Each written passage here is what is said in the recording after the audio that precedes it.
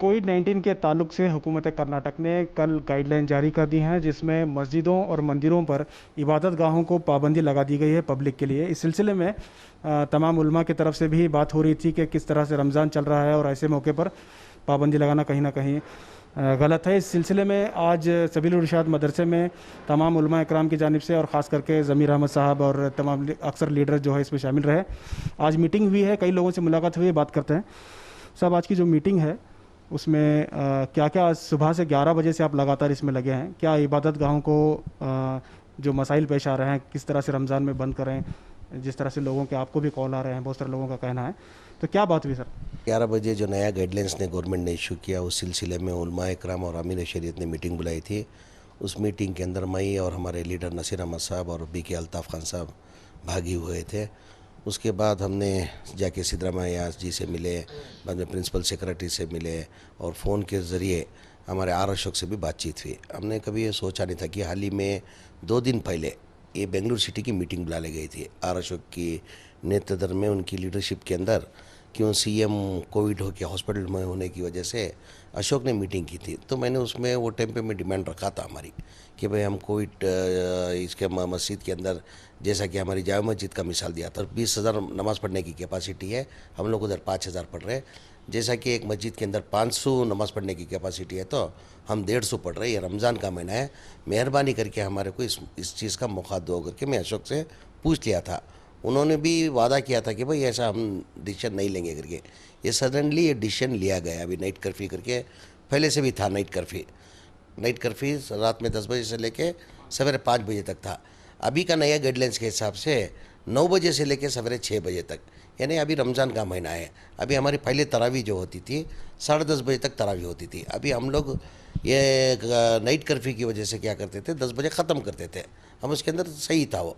और फजर की नमाज़ 5:30 सवा 5 बजे होती है, 5:30 बजे तक ख़त्म होती थी, सहूलत आ गई थी। अभी एकदम से ये लोग 9 बजे भी कर दिए, प्लस सवेरे 6 बजे तक भी कर दिए, और प्लस हर धर्म के, यानी मंदिर रहने दो, मस्जिद रहने दो, चर्च रहने दो, यानी कोई भी नहीं ओपन नहीं कर सकते। 5 आदमी के सिवा जो मस्जिद के उधर जो ज़िम्मेदार रहते हैं, खाली 5 आदमी वो लोग अजान दे के नमाज़ पढ़ सकते हैं। मंदिर के अंदर जो स्वामी जी होता है वो खाली पूजा कर सकता है करके एक गाइडलाइंस, नया गाइडलाइंस इशू किया। इस सिलसिले में हम जाके सिद्धरामैया जी से भी मिले, अशोक को भी फ़ोन के थ्रू बात किए, और हज़रत के नेतृत्व में तमाम उलमा इकराम को लेके चीफ सेक्रेटरी को जाके मिला के खुलासे से समझा के आए। भाई ऑलरेडी हम लोग डिस्टेंस मेंटेन कर रहे हैं, ऑलरेडी जो कोविड के जो गाइडलाइंस है, गाइडलाइंस को फॉलो करते हुए हम लोग नमाज़ पढ़ रहे हैं, हमको इसका मौका देना चाहिए। तो अभी प्रिंसिपल सेक्रेटरी ने वादा किया है कि मैं ये अभी सीएम के नॉलेज में लाके मैं जद्दोजहद करके कोशिश करता हूँ करके।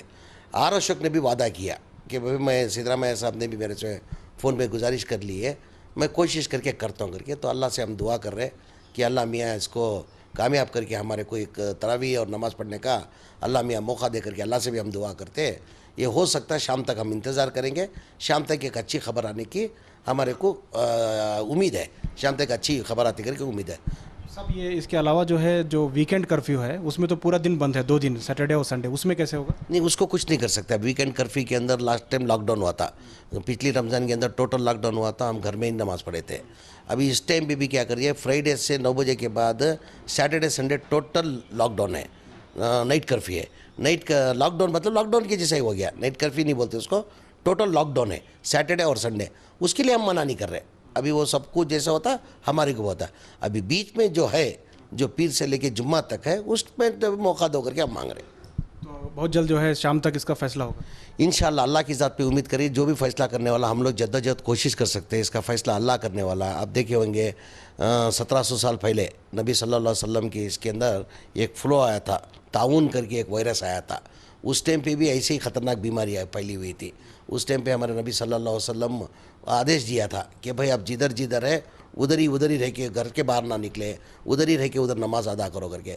ये अल्लाह की मर्ज़ी है, अल्लाह की मर्ज़ी क्या है, ये मैं समझता हूँ कि ये अल्लाह की आजमाइश है। ये अल्लाह की आजमाइश है। अल्लाह के बगैर एक काड़ी का पत्ता भी नहीं हिलता, जो भी होता अल्लाह की मर्ज़ी से होता।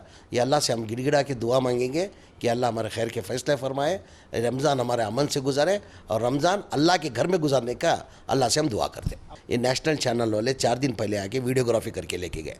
वीडियोग्राफी के अंदर ओपन उन्होंने शाबाशी दी जामा मस्जिद को कि भाई ये जामा मस्जिद की सिटी मार्केट की जो जामा मस्जिद है उसकी 20,000 आदमी की नहीं 20,000 आदमी की नमाज़ पढ़ने की उसकी कैपेसिटी है। ये लोग कोविड को मेंटेन करते हुए, डिस्टेंस मेंटेन करते हुए 5,000 आदमी नमाज़ पढ़ रहे हैं, इन्हें शाबाशी दी गई है।